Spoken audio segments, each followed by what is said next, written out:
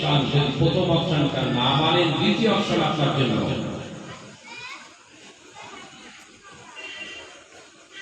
আপনার এইখানে প্রেজেন্টটা জিহাদের ময়দান হিসাবে আপনাকে গ্রহণ করতে হবে। ঠিক আছে? রাসূল পাক সাল্লাল্লাহু আলাইহি ওয়াসাল্লামকে ঠিক একই পজিশনে ফেলেছিলেন। হয় মুহাম্মদ সাল্লাল্লাহু আলাইহি ওয়াসাল্লাম কালেমাকে পরিত্যাগ করো, ধর্ম প্রচার সত্যকে বন্ধ করে দাও, নইলে কিন্তু তোমাকে জানে যাবে। আর যদি ওটা পরিত্যাগ করো, তাহলে ধন সম্পদ পাবে, নেতৃত্ব পাবে, সব পাবে। রাসূল প্রত্যাখ্যান করেছিলেন নবীর এই সুন্নাতটা। হযরত ইমাম হুসাইন রাদিয়াল্লাহু তাআলা কারবালার ময়দানে তিনি আমল করেছিলেন। সুবহানাল্লাহ।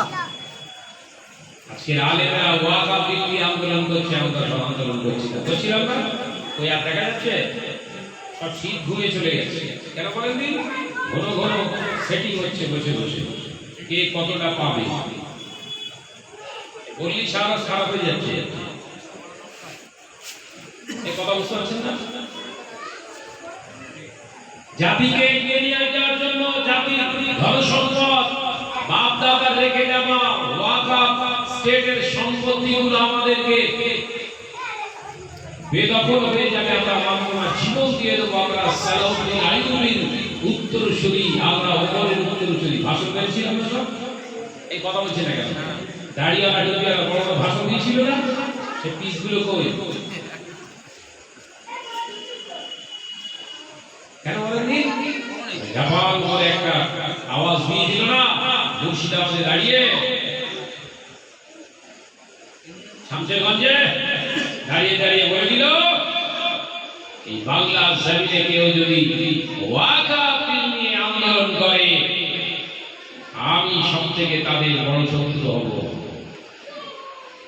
ব্যাস, সব হুজুর সিদ্ধুমে চলে গেছে। এদেরকে মুসলিম নেতা মানা যায়? কথা বুঝাচ্ছেন না? এরা নেতা সাজে, ভেতরে ঘাবলা, মাল টানা ধান্দা। কথা বুঝাচ্ছেন না? আমি সারা হাত উঁচু করলে পুরো টোটাল প্যান্ডেল ভর্তি, প্রশাসনের চোখ পড়বে আমার উপরে। আমাদের হাত উঁচুতে এত হাত উঠে যাচ্ছে, আর একটা ভার আছে, একটা পথ মালটা।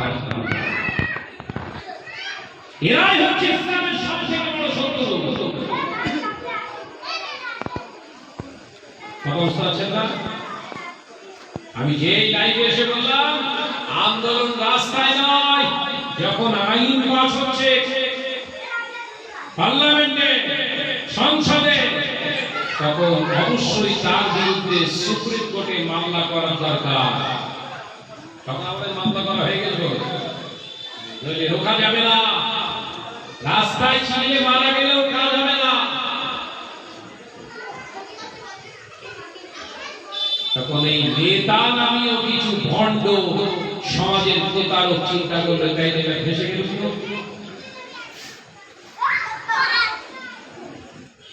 এবার ভেসে গেলাম তো নাম রক্ষার জন্য, মুখ রক্ষার জন্য সমাজকে বুঝে আসলে পেলে হুশাস করে সব ছুটে গিয়ে দিল্লি গিয়ে ঘোরাঘুরি টিপ টিপ তুলে ছবি টবি ছেড়ে দিয়ে আমরা কেস করেছি।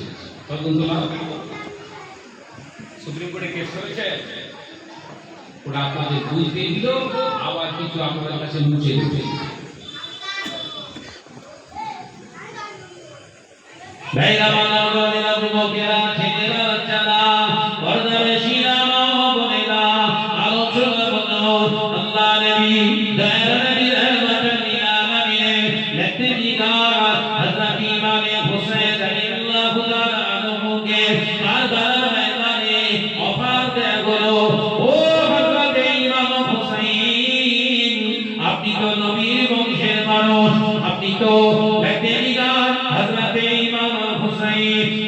খবরদার আগে বেড়ে যাবেন না, এখান থেকে আপনারা যেতে আগে পারবেন না। হয় আপনাকে ইয়াজিদের রাষ্ট্রটা মেনে নিতে নিতে হবে, ইয়াজিদের শাসনটা মেনে নিতে হবে, বায়াত নিতে হবে ইয়াজিদের। আর নতুবা এখানে জিহাদের ময়দান তৈরি হয়ে যাবে।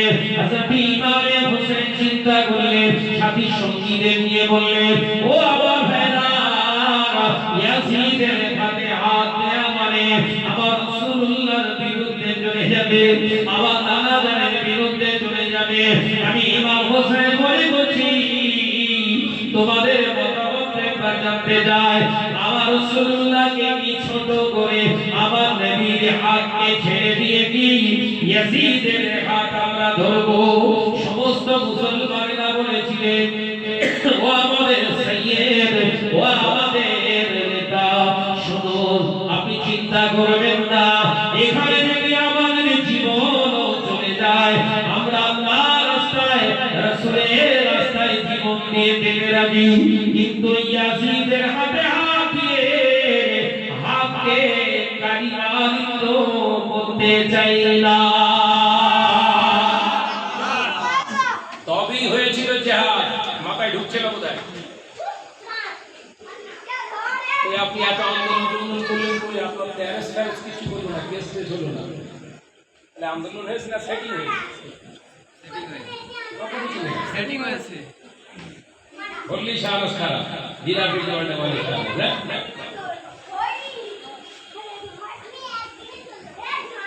জানের পরোয়া করছে না, জীবনের পরোয়া, সম্মানের পরোয়া করছে না। যাও, এই আবু বকরের ঘর থেকে উঠে আসা সন্তান এখনো রাস্তায় দাঁড়িয়ে দাঁড়িয়ে ন্যায় পক্ষী অত্যাচারীদের বিরুদ্ধে তিনি কথা বলেন। কে বাংলার জমিনে একজন নির্যাতন প্রশাসনিক লাইনে দাঁড়িয়ে দাঁড়িয়ে বুক ঢুকে কথা। আমি হৃদয় থেকে তাকে রেসপেক্ট সম্মান করি। হয়তো বয়স হতো, কিন্তু তিনি আমার পীরের ঘরের সন্তান। হৃদয়ে সবসময় তার ছবি আমি দিয়ে বলি। শুয়ে পড়লে সব জুজুর ভয়, লজ্জা করে না? মুসলমানদের নেতা সাথী ভণ্ড,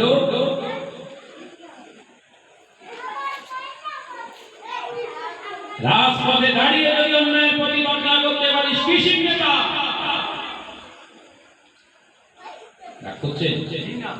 আমি পার্টি কালারের আলোচনা করতে আসিনি এখানে। আপনি মুসলমান গ্রুপের শয়তান, ধোঁকা দিচ্ছেন জাতিকে। আপনারা মুসলমানের নেতা হতে পারেন না। হযরত ইমাম হুসাইন রাদিয়াল্লাহু তাআলা হাতে হাতে